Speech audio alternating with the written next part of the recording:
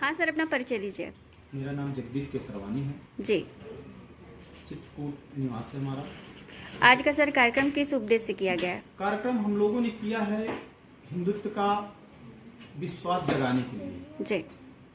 हमारे हिंदुत्व का जो विश्वास आज खोया हुआ है, हमारे यहाँ जो आज बहुत सी हमारे स्थितियाँ इतनी हमारे हिंदुत्व के ऊपर कोई भी कार्य होता है तो उसको बिल्कुल ये समझ लिया गया है कि हिंदू समाज बिल्कुल कमजोर है, उसको पीड़ित किया जाता है।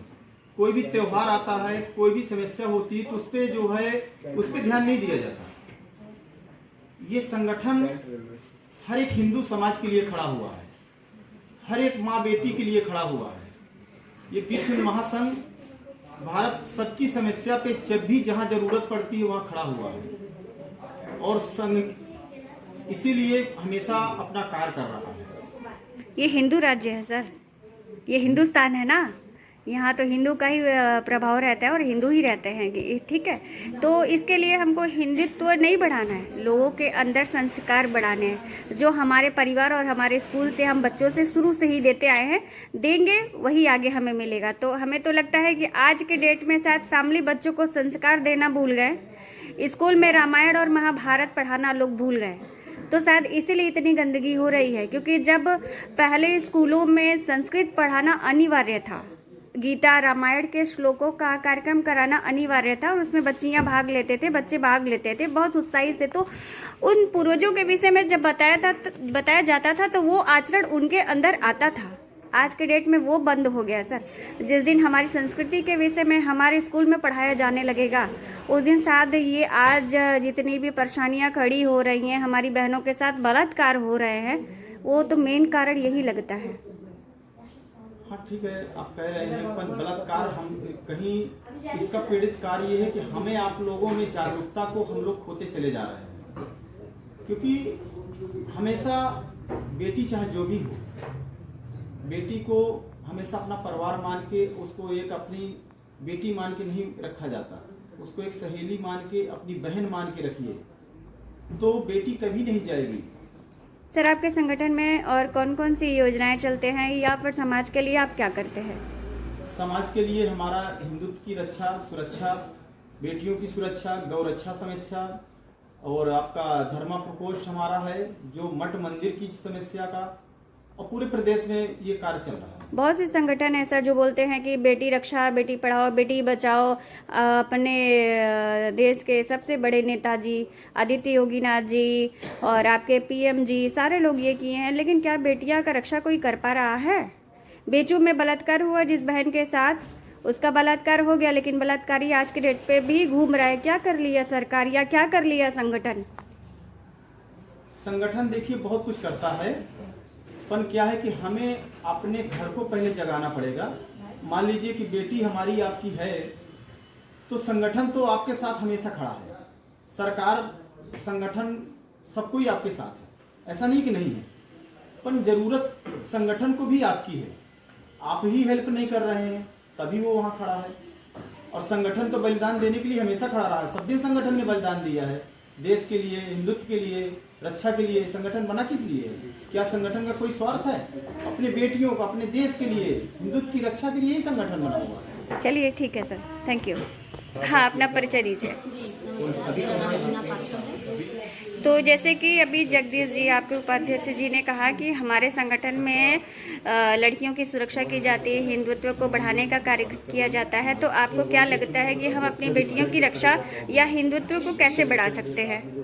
जी, भैया जी ने जो बोला वो एकदम बिल्कुल, वो अपनी तरफ से बहुत सही बोले, और सोच ऐसी ही होनी चाहिए सबकी कि वाकई में जो आपने भी बोला कि पहले के समय में संस्कृत जो क्लासों में कराया जाता था वो चीज़ अब बंद होके हर जगह इंग्लिश मीडियम हो गया, इंग्लिश सिखाया जाता है। इंग्लिश सिखा के क्या मिल जाता है? इंग्लिश सिखा के कल्चर, बस इंग्लिश बोलना ही ज़रूरी नहीं होता है, अपने अंदर संस्कार भी लाना बहुत ज़रूरी है। और सबसे रही बड़ी बात कि हम माँ, पहले हम अपनी बच्चियों को संस्कार घर से देते हैं, तो ये भी बहुत ज़रूरी है कि हम भी सही वाकई में उनको पहले अपनी सखी बनाएं, सहेली बनाएं, ताकि वो हमको हर एक चीज़ विश्वास करके हमसे शेयर करें। ऐसा नहीं कि हम उनको डांट डपट के स्कूल भेज दिए कि स्कूल में ही शिक्षा दी जाती है। ये तो गलत बात है कि सिर्फ स्कूल में शिक्षा नहीं मिलती है। घर में पहले जो गार्जियन होती है, पहली माँ होती हैं, वो उनकी शिक्षा पहले ज़रूरी है। तो हम हर माताओं से ये निवेदन करते हैं, ये विनती करते हैं कि बच्चियों से प्यार से और अच्छे से उनको समझाइए। क्यों नहीं समझेंगी, क्यों आपके साथ ऐसा करेंगी। अगर हम माँ हैं, हम चाहें कि अरे आज ऐसा है तुम यहाँ मत जाओ, तो वो तो सुनेगी ना। पहले तो हम माँ हैं ना, बाहर का तो वो बाद में सुनेगी, पहले हमें सुनेगी। अगर हम घर से ही अच्छी शिक्षा नहीं देते हैं तो बाहर कैसे कोई सिखा लेगा। और रही बात आपने जो बच्चियों के बारे में बोला है, तो ये ठीक है कि इस इंग्लिश मीडियम में इंग्लिश सीखो ना यार, लेकिन उसके साथ स्कूल में भी मेरे ख्याल से एक शिक्षा और मिलनी चाहिए बच्चियों के लिए, कि वो उनका एक अलग से भी क्लास हो, कि बच्चों को ये शिक्षा दी जाए कि खुद पे आत्मनिर्भर बनो, अब खुद लड़ो। अगर तुम सही हो तो सब तुम्हारा साथ देंगे। आपको पता है मुस्लिम धर्म में कुछ पढ़े या ना पढ़े, हिंदी पढ़े ना पढ़े, गणित पढ़े ना पढ़े, इंग्लिश पढ़े ना पढ़े, लेकिन कुरान पढ़ाना अनिवार्य है। क्यों?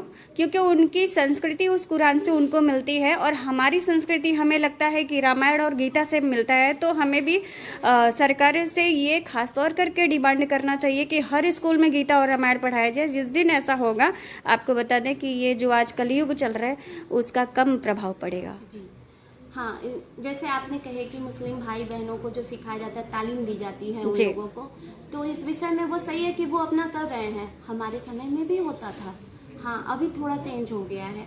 लेकिन मैं रिक्वेस्ट करती हूँ सरकार से और सभी से रिक्वेस्ट करती हूँ कि वाकई में महाभारत को भी थोड़ा सा पढ़ाया जाए, रामायण को भी पढ़ाया जाए। उस विषय में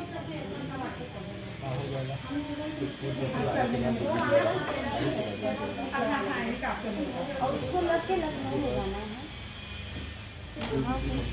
अभी भी है, देखो है मेरे पास, है आपका।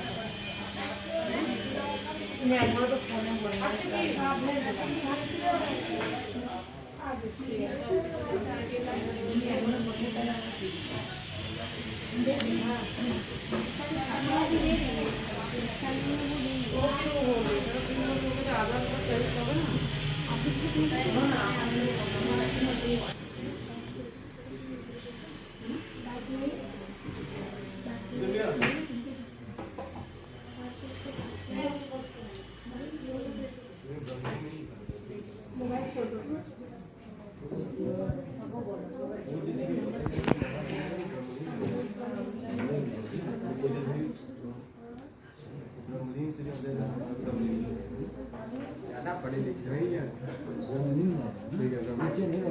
पुरुष को मत लीजिए।